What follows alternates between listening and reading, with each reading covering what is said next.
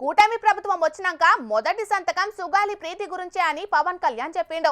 కానీ ప్రభుత్వం ఏర్పాటయ్యి 14 నెలలైతున్నా ఇంకా కూడా ఆ కేసు గురించి స్పందిస్తలేడు. ప్రతిపక్షంలో ఉన్నప్పుడు సుగాలి ప్రీతికి న్యాయం చేస్తానని మాటిచ్చి ఇప్పుడు ఉప ముఖ్యమంత్రి అయినాక మాత్రం పట్టించుకుంటలేడని సుగాలి ప్రీతి తల్లి అనేటాలకు జనసేన నాయకులతో పాటు చిన్న సీఎం పవన్ కళ్యాణ్ సార్ కూడా ఇవాళ మాట్లాడిండు. మరి పవన్ సారు ఏమన్నాడు, ఏం కథ పురాగా అడుచుకుందాం పాండ్రి. ఆ పాపకి న్యాయం జరగాలి, దోషులుంటే శిక్షింపబడాలి, దాంట్లో అసలు ఎప్పుడు లేదు. కానీ ఇలా ఒత్తిడి పెట్టాల్సిన వారికి కూడా నా విన్నపం ఏంటంటే, మీరు అసలు ఈ కేసు ఎవరి వల్ల బయటకు వచ్చింది మీరు చెప్పండి. సో మా త్రికరణ శుద్ధిని, మా చిత్తశుద్ధిని మీరు తక్కువ ఎంచినా. ఇక్కడ కేసులు వాళ్ళు కూర్చోబెట్టి నేను వెళ్ళి సాక్ష్యాధారాలు నేనేం క్రియేట్ చేయలేను. అక్కడ గత ప్రభుత్వం చేసిన తప్పులు కొనేసారు వీళ్ళు చాలామందిని. మరి ఏం కొన్నారు, ఎలా కొన్నారు, దీని మీద కేసు పెట్టాలి. ది లెట్ ఎంటైర్, ఇది నా ఒక్కటి కేసు కాదు, ఇది ఎంటైర్ సొసైటీకి ఇది సిచ్యువేషన్. మీరందరూ కూర్చొని ఒకసారి మన ఎమ్మెల్యేస్ అందరూ కూడా, మన నాయకులందరూ కూర్చోబెట్టి you try to take it to home minister గారు, including law and order CM గారి దృష్టిలో చేతిలో ఉంటుంది. కాబట్టి మీరు ఇంతకుమించి దీని మీద మాట్లాడకూడదు. విన్నారు కదా చిన్న సీఎం పవన్ కళ్యాణ్ సార్ వారి మాటలు. ప్రతిపక్షంలో ఉన్నప్పుడేమో సుగాలి ప్రీతికి న్యాయం చేయాలని పంకపాటి సర్కారు మీద అంతెత్తు ఎగిరిపడ్డ పవన్ కళ్యాణ్ సారు ఇవాళ చిన్న సీఎం అయినాక మాత్రం ఇప్పుడు ఇట్లా మెత్తగా మాట్లాడుతున్నాడు. మీదికేంచి కేసుకు సంబంధించిన సాక్ష్యాధారాలు నేనేం తయారు చేయలేను, గత ప్రభుత్వం చేసిన తప్పు, అప్పుడు కొంతమందిని కొనేసిరని మళ్ళా పంకపాటినే బదనాం చేసే మాటలు మాట్లాడిండు. అట్లనే జనసేన ఎమ్మెల్యేలంతా కూసుండి దాని గురించి ఆలోచించి అసెంబ్లీలో నిలదీయురన్నట్టుగానే చెప్పిండు. అధికారంలో ఉన్నోళ్ళు కూడా ప్రతిపక్షంలో ఉన్నట్టుగానే ఇంకా నిలదీసుడు, పక్క పార్టీల మీద బదనాం మోపుడు కాకుండా ప్రతిపక్షంలో ఉన్నప్పుడు డిమాండ్ చేసినట్టు ఈ కేసును సిబిఐకి అప్పచెప్పి దోషులు ఇవ్వాలనేది తొందరగా తెలిసినట్టు అయ్యుండ్రి. అధికారం మీ చేతులున్నది కాబట్టి మీరు ఏదైనా చేయగలుగుతారు. అంతేగాని ఇప్పటి సుతం ఇట్లనే విమర్శలు చేసుకుంటా పోతే ఎట్లన్నట్టు చెప్పురి పవన్ సారు. కడమ రాజకీయ నాయకులు లెక్కనే మీరు కూడా అవకాశవాద రాజకీయాలు, మీ రాజకీయ ఎదుగుదల కోసం ఇటువంటి వాటిని వాడుకోకుండా దోషులకు శిక్ష పడేటట్టు చేసి మీ చిత్తశుద్ధిని నిరూపించుకోండి. అంతేగాని మేం చేయబట్టే ఆ కేసు బయటికి వచ్చింది, మా నాయకుడు పిలిపిస్తేనే 2 లక్షల మంది వచ్చి ర్యాలీ చేసిరని ఉద్దర మాటలు మాట్లాడితే జనం సీగొడతారు. కాబట్టి అసొంటి పరిస్థితి తెచ్చుకోవద్దని అంటున్నారు జనసేన అని జన సైనికుల మాటలు విన్న కొందరు ఏపీ పబ్లిక్.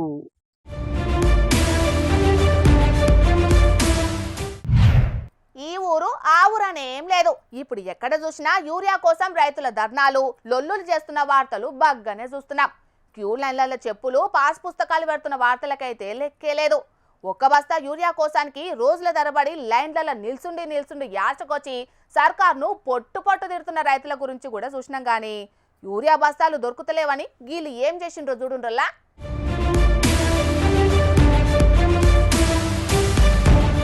అయ్యో దేవా, పాపం అప్పో సప్పో చేసి పంటేసిన రైతులకు ఇప్పుడు కావాల్సిన యూరియా దొరకకపోయేటాలకు ఏం చేయాలనో సముజుగాక ఆ బాధతోని పూతకచ్చిన పత్తి మొలకలను మొత్తం ఇట్లా వీకేస్తున్నారు. వరంగల్ జిల్లా చింతనెక్కొండ ఊరి రైతులు వీళ్ళు.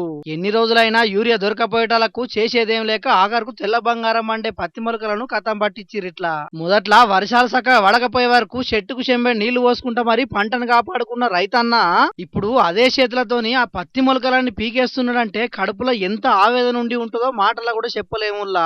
ఇది ఇట్లుంటే యూరియా కోసం మైబాద్ ఎమ్మెల్యే మురళీ నాయక్ క్యాంపు కార్యాలయాన్ని ముట్టడించనీకి వచ్చిర్రు రైతులు.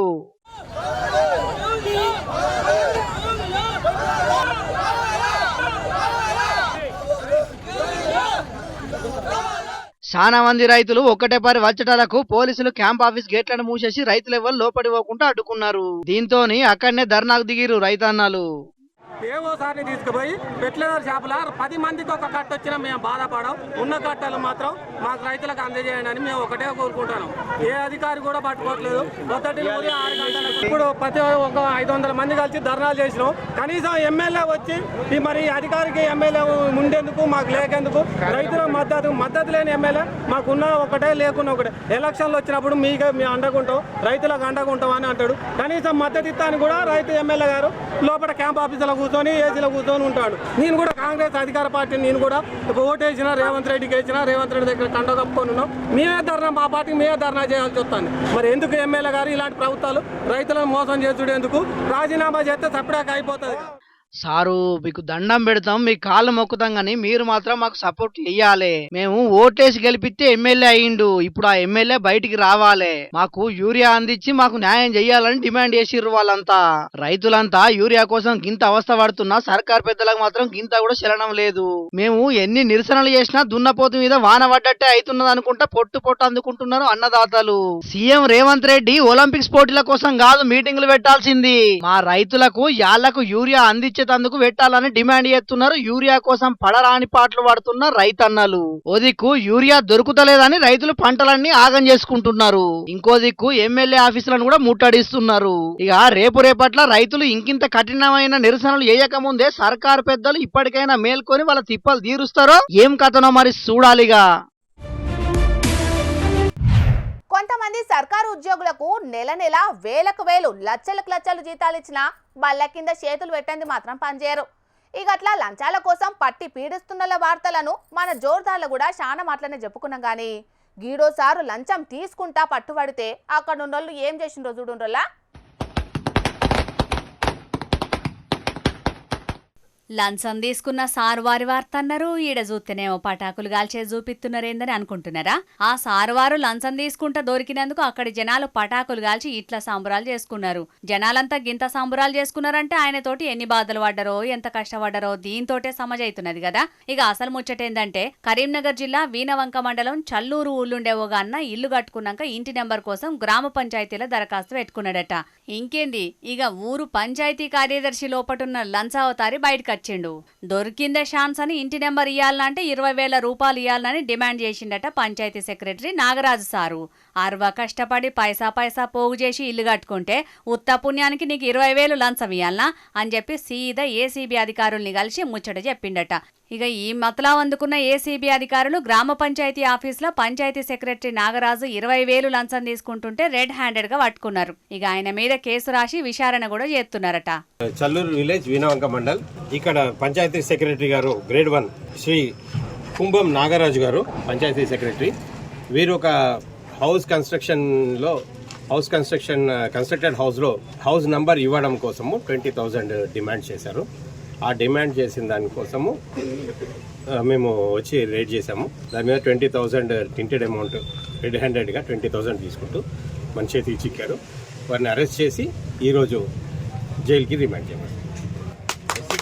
సారు మాట్లాడుతుంటే పక్క పొంటున్నోళ్ళంతా సపట్లు కూడా కొడుతున్నారంటే ఆ కార్యదర్శితోటి ఆ ఊరోళ్ళు ఎన్ని బాధలు పడ్డరో ఏందో పోర్రి. మొత్తానికైతే మా ఊరి పీడ విరగడైందన్నట్టే ఖుషి అయినరు అక్కడోళ్ళు. అయినా ఇట్లా దొరికినా గాని కొంతమంది లంచగొండోళ్ళ బుద్ధి మాత్రం మారది. కేసులైనా మళ్ళా ఉద్యోగంలోకి ఎక్కుడే, మా ఉద్యోగ హక్కు లెక్క లంచాలు వసూలు చేసుడే అన్నట్టే చేస్తుంటారు కొందరు. మరిగా సర్కారు పెద్దలు ఆలోచన చేసి లంచం తీసుకుంటా దొరికినోళ్లను సస్పెండ్ చేసుడో మెమోలు ఇచ్చుడో కాకుండా నౌకర్లకెంచి వీకెత్తనే కడుమోళ్ళంతా సక్కగా అవుతారని అనవట్టిరు అక్కడి జనాలు. మరిగా ఆ రోజు ఎప్పుడొత్తదో చూడాలిగా.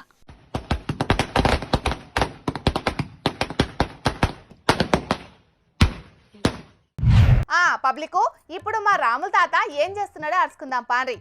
తాత ఏందయ్యాది సంగతి?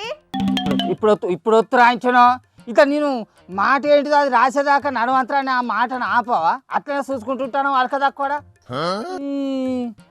ఏంటిది ఇప్పుడు ముందుగాల శుక్లాం భరధరం పద్యం చదవాలి.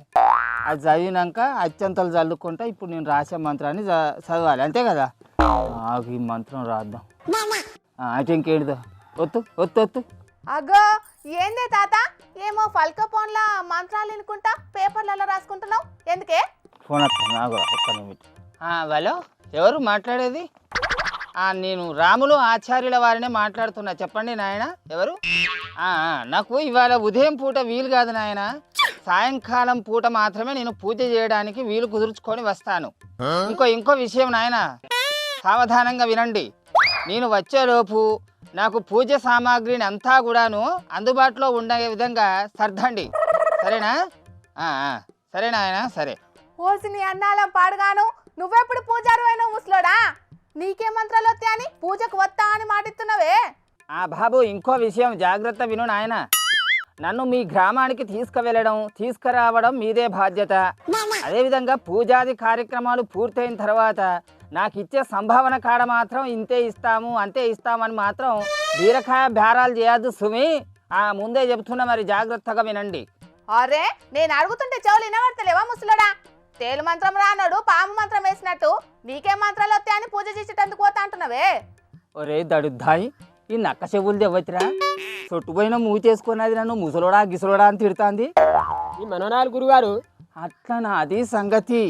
నాకు మంత్రాలు రాక ఊకుంటున్నానే తప్పితే, లేకుంటే దానికి రోజు తాగి తన్య మొగడు రావాలని చెప్పించేవాడిని సుమి. నువ్వు ముచ్చట చెప్పమంటేనే 3 రోజులు మూలుక్కుంటా చెప్తావు. ఇక మంత్రాలు ఎట్లా చదువుతావో తెలియదా పెద్ద మనిషి? అయినా ఇప్పుడు ఈ గ్రహం ఎందుకు ముంగటేసుకున్నావో అది చెప్పు ముసలోడా. బా, ఇది ముచ్చటేందో చెప్పేదాకా జనగబట్టినట్టే పట్టి ఇడవదిరా అని చెప్పలే అరలచ్చులు. అసంచిదిరా ఇది.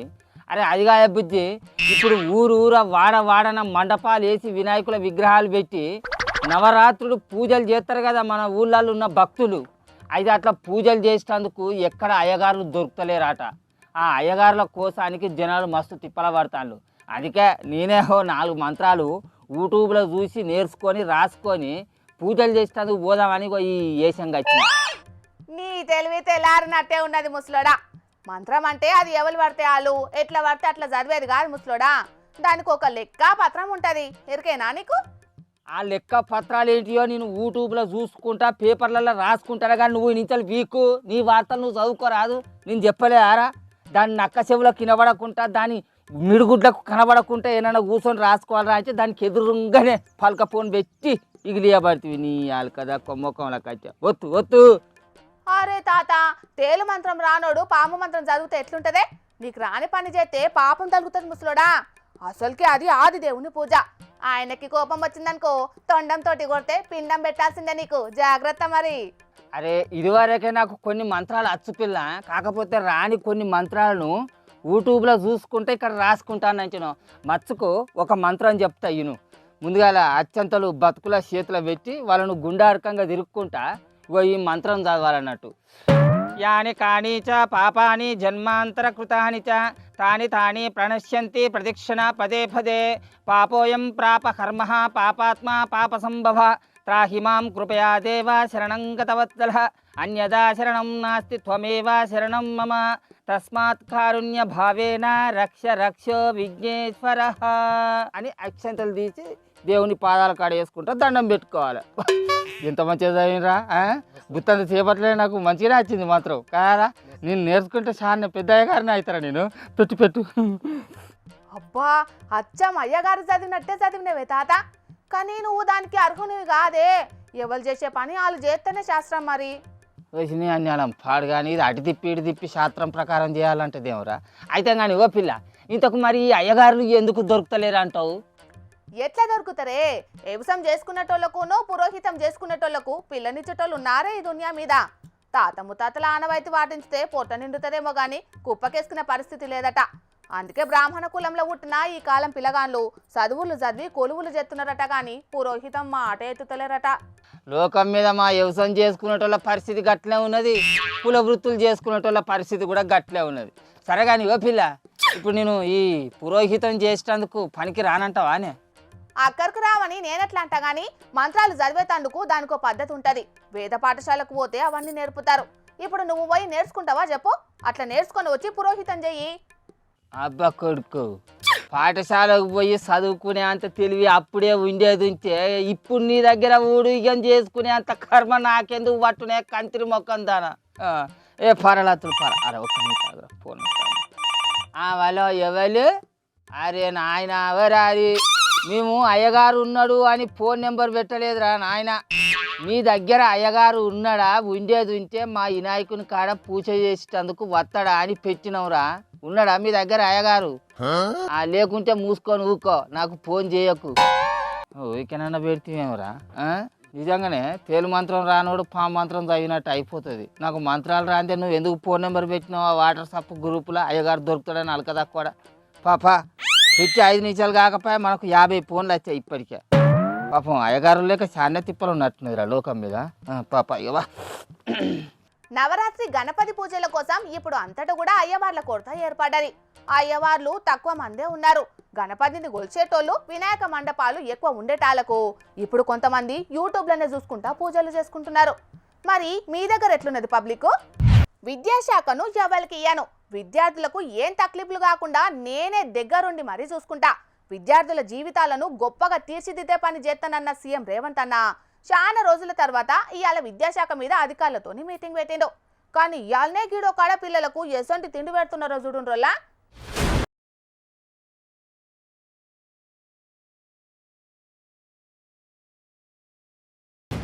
చూసిన రానోళ్ళ ఈ కోడిగుడ్లు ఎట్లున్నాయో పాడైపోయిన గీ గుడ్లనే చిన్నపిల్లగాండ్లకు పెడుతున్నారట.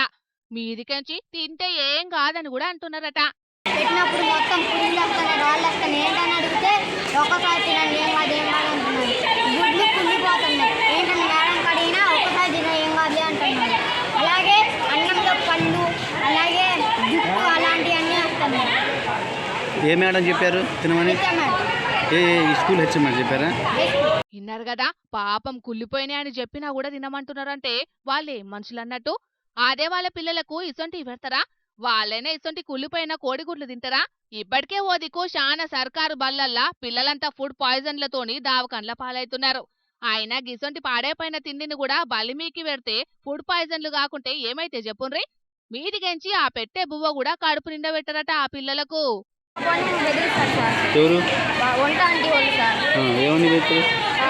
అన్నం వేయండి ఆంటీ అంటే మళ్ళీ రాకుంటారు సార్. ఇద్దరు మళ్ళీ పోతే అన్నం వేయరు సార్. ఎందుకు? ఏమో తెలియదు సార్. ఎందువల్ల ఏమో తెలియదు. అన్నం వేయండి అంటే వేయరు సార్. పక్కన వాళ్ళు వస్తారు లెగ్ అని పంపిస్తూ ఉంటారు సార్. కడుపు నుంచి తింటారా మీరు? కడుపు తినరు. పాపం ఇంకింత అన్నం వెయ్యమని అడిగినా పెట్టకుండా వెనకకు పంపిస్తున్నారంటే ఆ పసి మనుషులకు ఎంత బాధ అనిపిస్తుంది చెప్పుండ్రి. కాసులకు కాకుర్తి పసిపిల్లలకు అరొకర బువ్వ పెడితే వాళ్ళకైనా ఏ మంచి జరుగుతుంది. మరిగా ఇదెక్కడి ముచ్చట్నో చెప్పలేదు కదా. భద్రాద్రి కొత్తగూడెం జిల్లా బూర్గంపాడు మండలం సారపాకలున్న సర్కారు బల్లె జరిగిందిట్లా. విద్యార్థులంతా మధ్యాహ్నం భోజనం తిందామని పోతే కుళ్ళిపోయిన కోడిగుడ్లు పెట్టేటాలకు విద్యార్థుల తల్లిదండ్రులు వచ్చి లొల్లికి దిగిండ్రు. పిల్లల ఆరోగ్యం మీద కనీస శ్రద్ధ కూడా లేకుండా ఉంటారా అని పిల్లల తల్లిదండ్రులు కోపానికొచ్చిండ్రు. వెంటనే విద్యాశాఖ అధికారులు వీళ్ళ మీద చర్యలు తీసుకోవాలని డిమాండ్ చేసిండ్రు. చూడాలి మరి ఈ ముచ్చట్ల సర్కారు పెద్దలు ఆఫీసర్లు ఏం చేస్తారో. ఇవాళ కూడా మీకోసం కొన్ని లిల్లిపుట్ వార్తలు పట్టుకొచ్చినాం, మరి అభిసుతం చూసేయండి.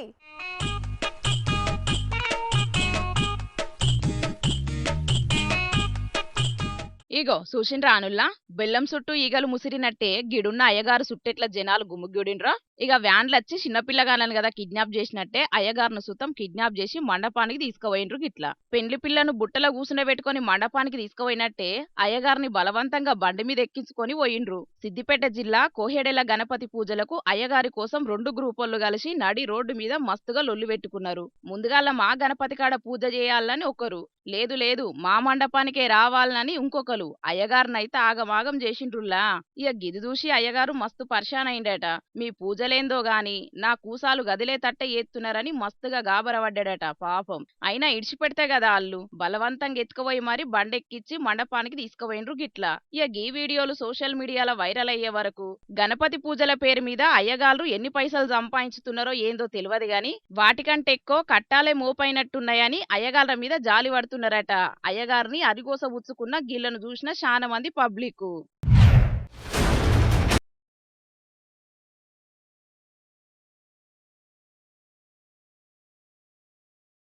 అయ్యయ్యయ్యో పాపం గీ అన్నోలో గాని చూసిండ్రా అనుల్లా, బండి బ్యాలెన్స్ గాక అమాంతం వెనుక పొట్టున్న డ్రైనేజీలు ఎట్లా పడ్డాడో. పార్కింగ్ చేసిన బండిని తీద్దాం అనుకున్నాడు గాని వెనుక పొంటి తెరిచి ఉన్న డ్రైనేజీని చూసుకోలేదు. బండిని వెనుకకు రివర్స్ తీసుకుంటా వచ్చి ఆయనతో బండితోనే పాటు అన్న సుతం అండ్లనే పడ్డాడు. గిట్లా ఉత్తరప్రదేశ్ లో ఉన్న కజియాబాద్ లో జరిగింది ఇది. నాలి మీదున్న ఫుట్పాత్ మూతలు ఎందుకు తీసిండ్రో ఏందో తెలియదు గాని ఆడాడ తెరిచి ఉన్న మూతలు చేయబట్టి గిట్లనే కొంతమంది పబ్లిక్ మస్తు అవస్థలు పడుతున్నారట. ఇక ఈయన డ్రైనేజ్ లో పడ్డది చూసిన పిల్లగాన్లు ఆడున్నోళ్ళకి చెప్పే వరకు ఎంబట్నే నిచ్చెన తీసుకొచ్చి గాయనని అండ్లకెంచి బయటికి తీసిండ్రు. గీనంటే ఎట్లనో గట్లా బయట పడ్డాడు గాని గదే చిన్న పిల్లగాన్లో ముసలల్లో అయితే పరిస్థితి ఏంది?